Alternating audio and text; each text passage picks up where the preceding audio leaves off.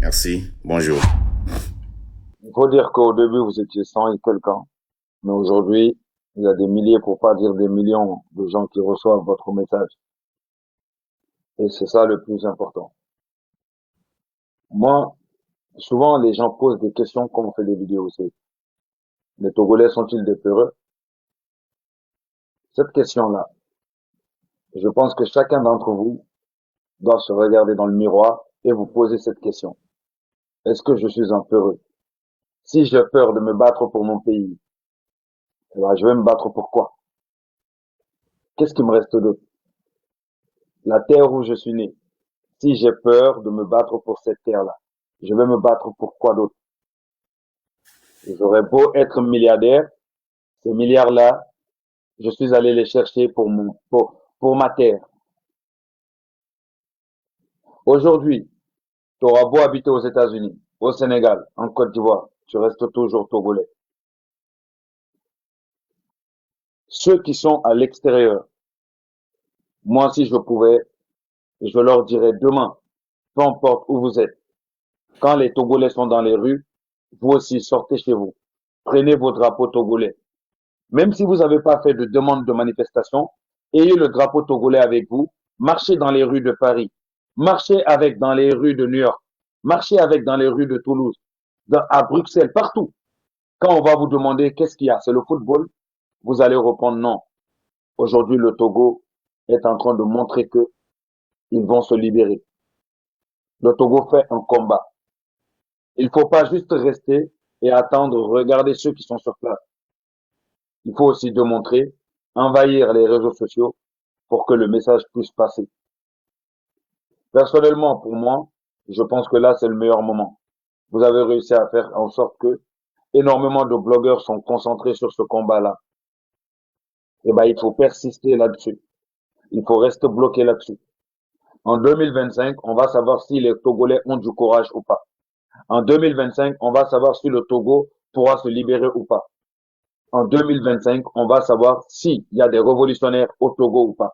En 2025, on va savoir si est-ce que les sacrifices qui ont été faits par vos ancêtres ont été faits pour quelque chose de bien ou de mal. Il faut savoir une chose, si vous perdez, il n'y a plus de Togo. Le Togo n'existe plus. Parce que vous êtes l'un des derniers résistants qui reste au Togo. C'est-à-dire que la fougue, le courage, ça reste dans le sang. Mais on peut le perdre petit à petit avec les années. Si vous ne vous battez pas, les plus jeunes ne vont pas se battre. C'est fini.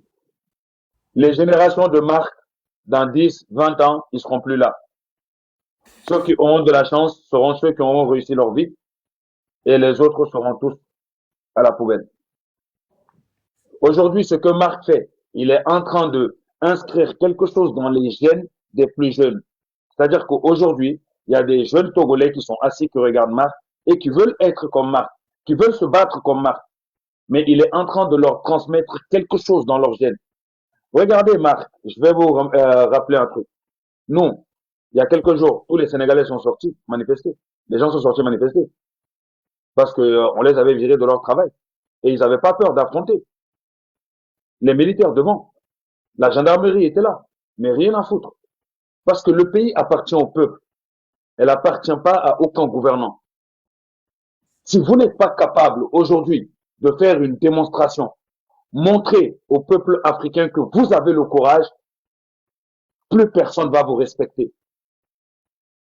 Marc me dit souvent, oui, tu es un peu chaud, etc. Je lui dis oui. Quand tu te bats parce que ta maman est en train de mourir, mais tu peux que être chaud. Quand tu te bats parce que tes frères et sœurs n'ont pas de quoi manger, mais tu peux que être chaud. Quand tu te bats parce qu'il n'y a pas d'école, il n'y a pas de système de santé, mais tu peux que être chaud. Et quand tu te bats et que tu te mets à la place du Togolais, eh ben moi, c'est ça ma réaction. Ma réaction ne peut être que être chaud. Donc, Togolais qui peut être calme, pour moi, dans ces situations-là, c'est des situations de vie ou de mort. On aura beau dire tout ce qu'on veut. Si les Togolais ne montrent pas, ne vont pas chercher au plus profond d'eux, aucun Africain va suivre. Et nous, on est là pour suivre. On veut suivre. Mais montrez-nous le chemin. Dites-nous c'est ça. Et puis nous, on va suivre derrière. Et c'est ce que Marc est en train de faire. Il est parti chercher les gens. Il est monté dans les lives sénégalais où on parlait en Wolof. Il voulait monter, on l'a descendu. Il a attendu je ne sais pas combien de temps.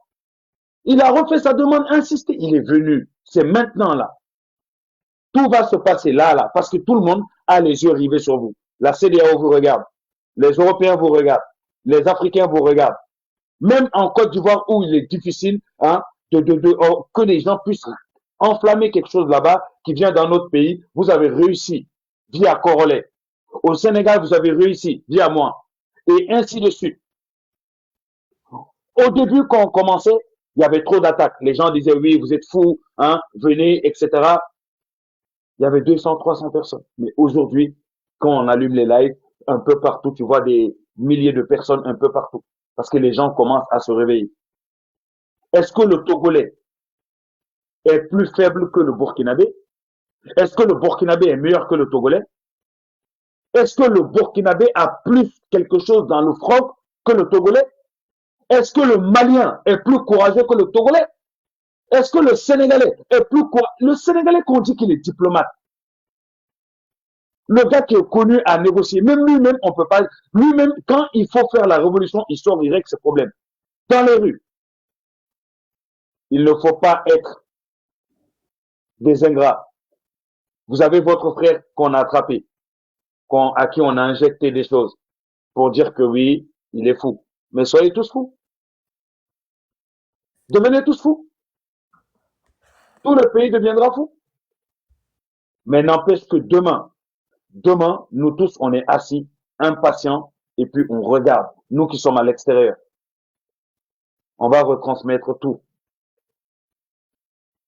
Mais moi, ce que j'aimerais demander aux jeunes Togolais, quand tu as tout perdu, tu ne peux plus avoir peur. Quand tu es obligé de quémander la nourriture dans ton propre pays, tu n'as plus rien à perdre. Quand tu n'as plus le droit de parler, tu n'as plus rien à perdre. Quand tu n'as plus le droit de voter, tu n'as plus rien à perdre. Quand tu n'as plus le droit de te soigner, tu n'as plus rien à perdre. Rappelez-vous bien de ça. Votre douleur qu'on dit, votre faim, elle sera sacrée. Tout à l'heure, Marc a parlé à la jeunesse. La jeunesse doit savoir qu'aujourd'hui, des gens comme Marc, des leaders qui se mettent devant. Mais vous, quand vous sortez, ne rentrez plus. Vous n'avez plus de maison. Vous êtes déjà orphelin. Des gens, en fait, quand je le dis, les gens pensent que en fait, je dénigre. Non, je ne dénigre pas. En fait, en 2025, quand vous en arrivez où vous voyez vos propres, quelqu'un qui a le même sang que toi, en train de se battre pour du riz avarié dans des poubelles, tu dois te dire que je n'ai plus rien à perdre. Regardez vos voisins, le Bénin. En fait, aujourd'hui, un pays qui est censé être, en fait, on va dire limite une île balnéaire, un endroit où tout le monde doit vivre en paix, avec autant de richesses, c'est cet endroit-là qui se retrouve dans une situation que personne ne peut expliquer. Quand tu parles aux Sénégalais, tu leur expliques la situation du Togo, ils te disent, mais au Togo, est-ce qu'il y a des hommes? On leur dit, oui, il y a des hommes. Sauf qu'il y a d'autres hommes qui ont des armes. Ceux qui sont censés protéger ces hommes-là, c'est eux, leurs geôliers au jour d'aujourd'hui. L'armée n'est pas l'ennemi de personne, mais l'armée doit faire son travail. L'armée est là pour la protection des biens et des personnes, pas pour la protection d'un dirigeant, des biens et des personnes. C'est ça le boulot de l'armée. C'est-à-dire les Togolais et tout ce qui est construit au Togo.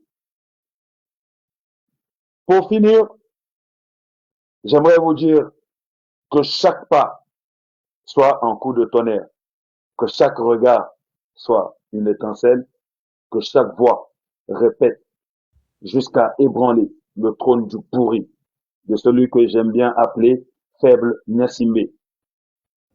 Jeunesse de Boulay, tu n'es pas l'avenir, tu es le présent qui explose, tu es le présent qui doit faire les choses. T'es pas sur le bitume. Aujourd'hui, tu es dans une situation où tout le monde compte sur toi. Demain, vous sortez, rentrez seulement que quand le tyran sera parti. Restez mobilisés, constants. N'écoutez pas ceux qui vous disent, oui, tu n'as pas peur d'aller en prison. Ceux qui sont en prison ne sont pas mieux que vous qui êtes en liberté. Mieux vaut être en prison digne, vivre dignement en prison, que être en liberté, vivre comme un lâche. Dites-moi au Togo actuellement, qu'est-ce que vous pouvez désigner et être fier? Dites-moi, c'est pas l'école, c'est pas les infrastructures, c'est pas les routes, il y a rien. Si au moins on a un dictateur qui fait des choses, mais rien n'est fait pour la population. Rien. Il n'y a rien qui va. Quand tu regardes les jeunes Togolais, tu as l'impression de voir des jeunes qui sont affamés, des jeunes qui sont dans un pays qui est en situation de guerre, qui est en situation de famine. Quand tu les vois en distance, tu as l'impression, quand tu regardes cette jeunesse et la jeunesse des autres pays, il y a une grande différence.